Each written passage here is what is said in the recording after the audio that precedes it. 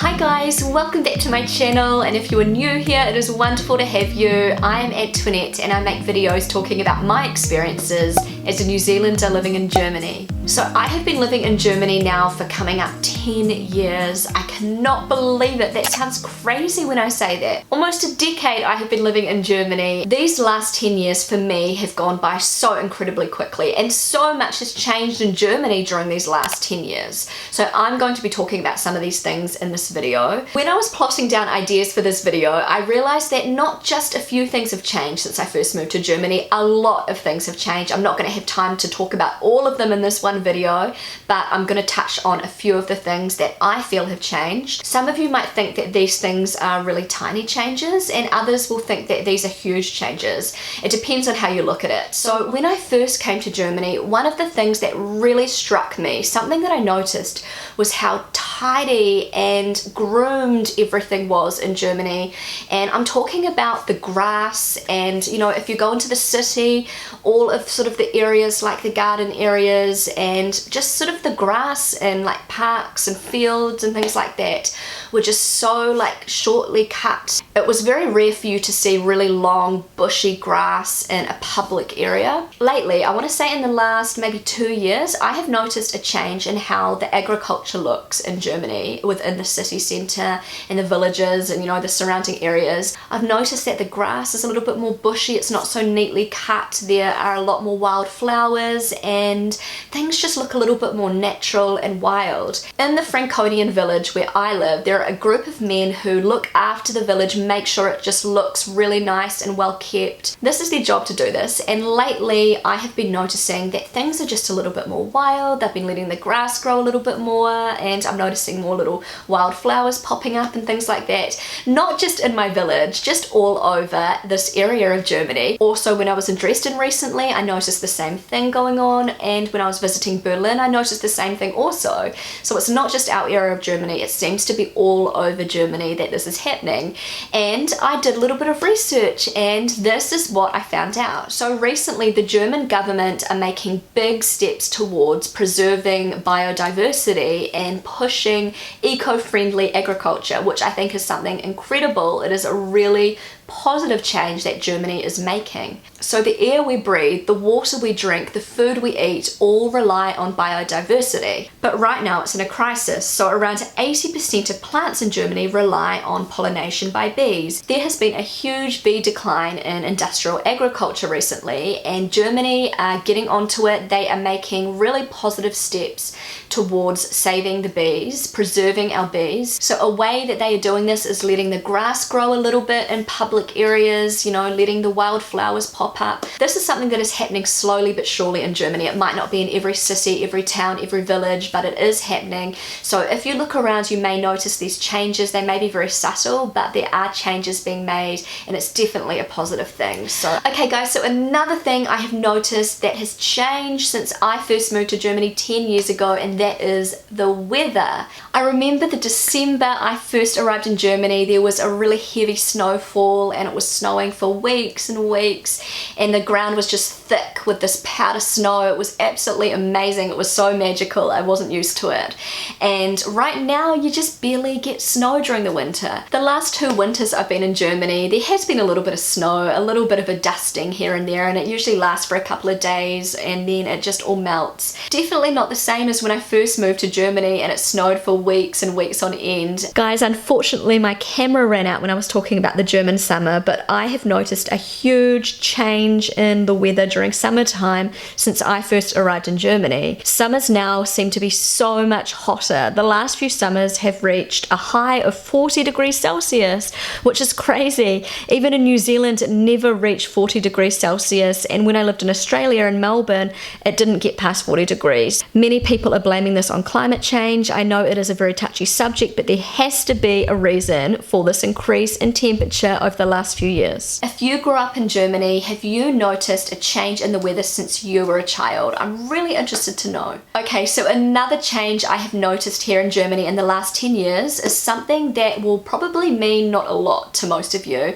but for me, this change is incredible and this change is huge. This is the increase and improvement in gluten-free products.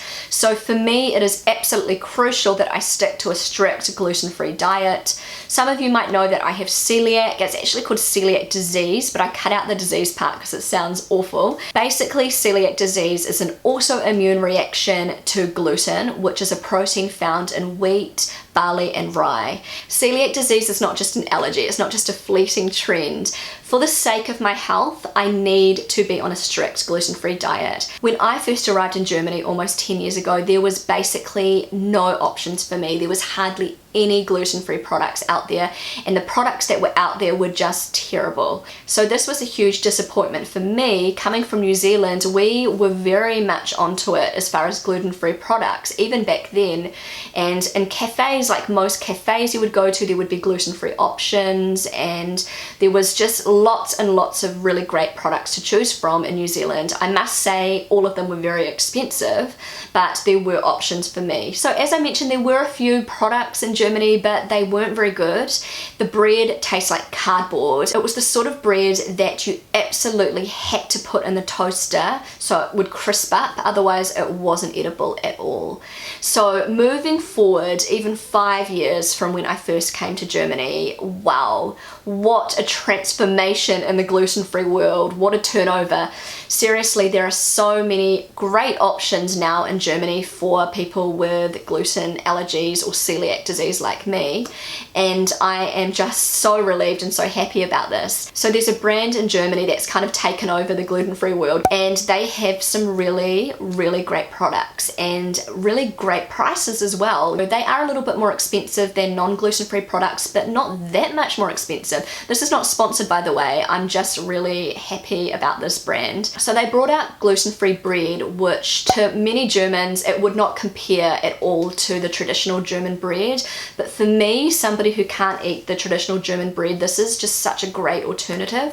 So I can make sandwiches with this bread without toasting it, and it just tastes so, so good. And my little girl Amelia, who does not have celiac disease, she has been tested, she actually prefers this gluten-free bread to regular bread.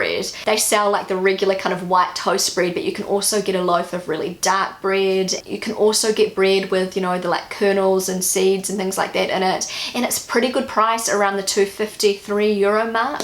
I eat this bread every day and I really like it. And they have a really amazing flour for baking, so I can make really, really awesome gluten-free muffins that don't taste much different to non-gluten-free muffins. Their baking flour formula is just incredible, because 10 years ago there was absolutely nothing out there in Germany that even slightly resembled wheat flour, and the flours, like the gluten-free flours that were out there, were just shocking. Like you could not bake with them at all, otherwise your muffins or your cakes were going to be like a crumbly mess. So grateful for this brand. I'm so happy that Germany is really stepping it up as far as gluten-free products. Also, the discount supermarkets like Aldi and Lidl, they're on board with gluten-free products now. They now sell pastas and breads, and they taste pretty good, and they're at a really low price point. I've even recently discovered a German bakery that is dedicated to baking traditional gluten-free German breads and cakes and pastries. I haven't tried their products yet, but I'm really looking forward to giving them a try. This is also not sponsored, by the way. Also, another thing that I am so excited about is some of the traditional German bakeries are bringing in gluten-free cake. Oh, and there's a bakery not far from where I live that actually make traditional style gluten-free cake, and it is so, so delicious, and they switch it up every week.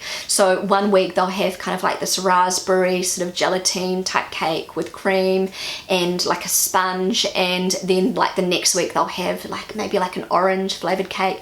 Oh, it is so, so good. Oh my goodness. And also I am hearing through the grapevine that Germany is going to be one of the first countries to bring out gluten-free McDonald's, which is probably not a good thing. No, that is not a good thing at all, but it kind of is. Okay guys, so that is all I've got for this video today. I feel like I could go on and on and on all day about the changes that have happened in the last 10 years since I have been living in Germany. I think I need to make a part 2 and a part 3 and a part 4 and a part 5 on this topic, because I have so much to say. I really hope you enjoyed this this video. If you enjoyed it, then don't forget to give it a big thumbs up. I would love you to consider subscribing to my channel. I know that around 80% of you who watch my videos are still not subscribed to my channel, so if you would subscribe, that would mean the world to me. Feel free to follow me on Instagram, and I will see you again really soon. Bye!